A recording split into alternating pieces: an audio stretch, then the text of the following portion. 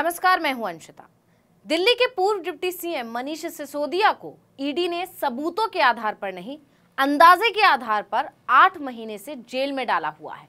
और ये हम नहीं कह रहे हैं, भारत का सुप्रीम कोर्ट कह रहा है। जरा सोचकर देखिए, ईडी अभी तक उनके खिलाफ ठोस सबूत नहीं जुटा पाई है। इसको लेकर सुप्रीम कोर्ट ने प्रवर्तन निदेशालय को जबरदस्त फटकार लगा दी। कोर्ट ने कहा, यहां अनुमान नहीं चलते, सबूत चलते हैं। कोर्ट की इस टिप्पणी की अब हर तरफ चर्चा हो रही है। इसी साल 26 फरवरी को शराब नीति मामले में सीबीआई ने पहले मनीष सिसोदिया से घंटों पूछताछ की, उसके बाद गिरफ्तार कर लिया था। तभी से सिसोदिया जेल में हैं और अपनी जमानत का इंतजार कर रहे हैं। ऐसे में 5 अक्टूबर को सुप्रीम कोर्ट में दिल्ली के पूर्व डिप्टी सीएम मनीष सिसोदिया की जमानत याचिका पर सुनवाई हुई। हालांकि फैसला तो नहीं हो सका और अब इस मामले पर अगली सुनवाई 12 अक्टूबर को होगी।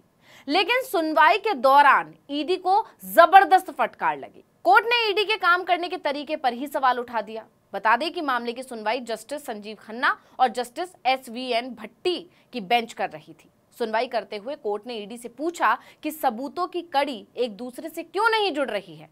हम इसे साफ देख रहे हैं कि आपकी दलीलें अनुमान पर आधारित हैं, जबकि कानून के मुताबिक ये सबूतों पर आधारित होनी चाहिए, क्योंकि जांच करते हुए काफी समय बीत चुका है। यही नहीं, बेंच ने ईडी से सवाल भी किया। कोर्ट ने पूछा कि सरकारी गवाह बने कारोबारी दिनेश अरोड़ा के बयान के अलावा सिसोदिया के खिलाफ सबूत कहां हैं? सिसोदिया को अगर पैसे मिले तो किसने दिए और ये उन तक कैसे पहुंचे? पैसे देने वाले बहुत सारे लोग हो सकते हैं, जरूरी नहीं कि ये शराब से ही जुड़ा हो।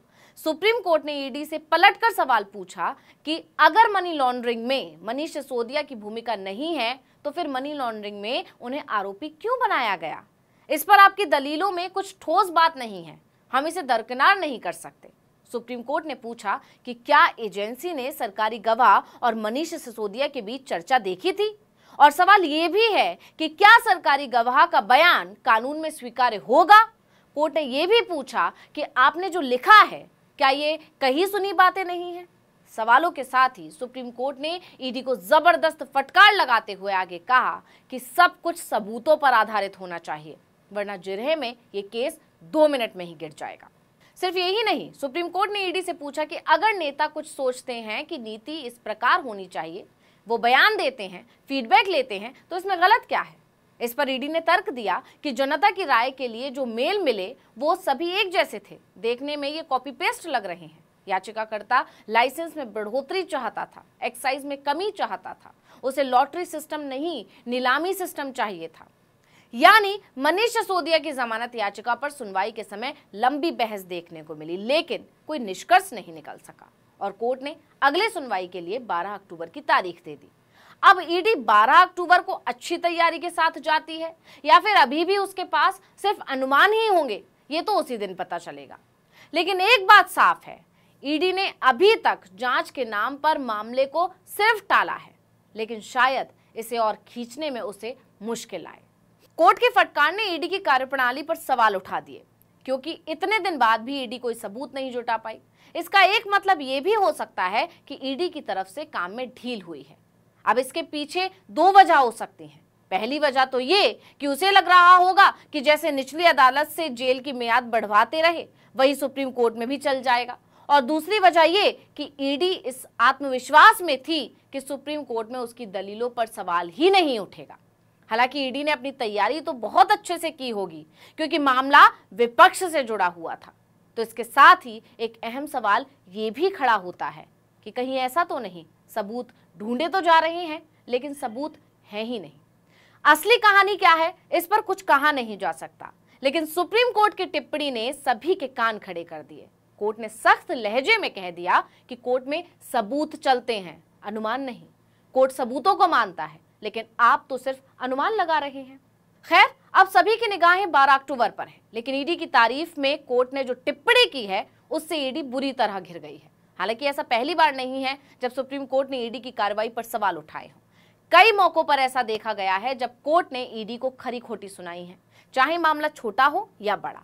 ईडी को लेकर कोर्ट का सख्त रुख देखने को मिला है। अभी हाल ही में सुप्रीम कोर्ट ने एक मामले में सुनवाई करते हुए कहा था कि ईडी की हर कार्रवाई पारदर्शी होनी चाहिए।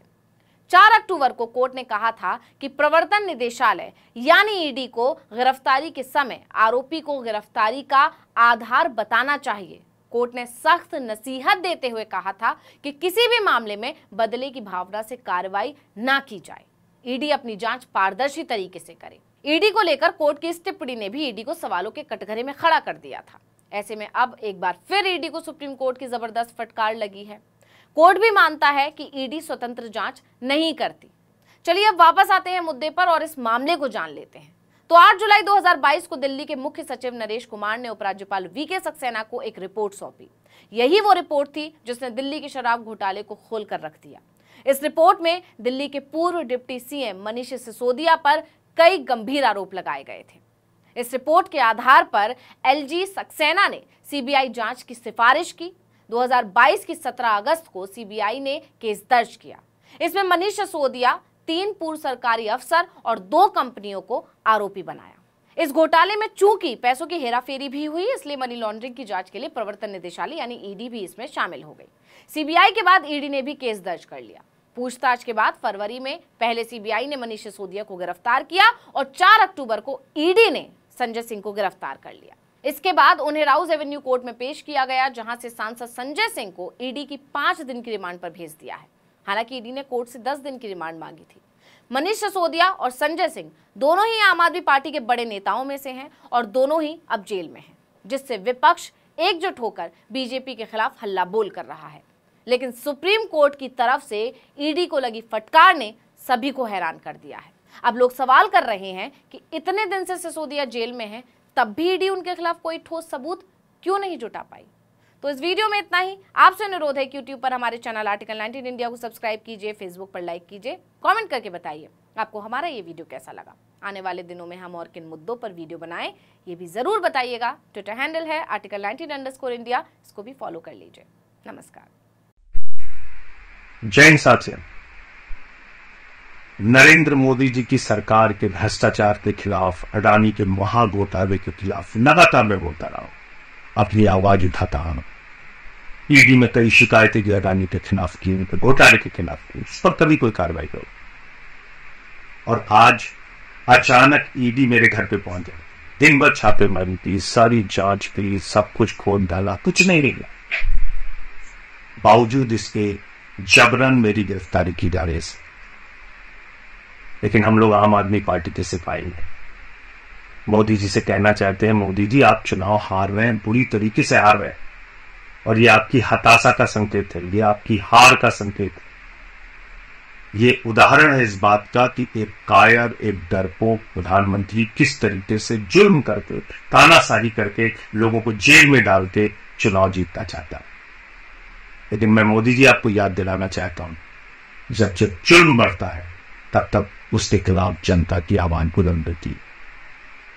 मैंने पहले भी कहा अपने साथियों से, आज से दोहरा रहा हूं, मरना मंजूर है, डरना मंजूर नहीं है। चाहे जितनी यात्राएं मोदी जी गए, नरेंद्र मोदी सरकार के भ्रष्टाचार के खिलाफ, अडानी के महाघोटाले के खिलाफ बोलता रहा हूं, बोलता रहेगा। आज दिन भर की छापेमारी में पूरा घर खोद डाला, कुछ हो नहीं मिला। बावजूद इसके गिरफ्तारी हो रही है। अभी दुनिया भर की झूठी खबरें प्लांट की जाएंगी, दुनिया भर के झूठे समाचार फैलाए जाएंगे।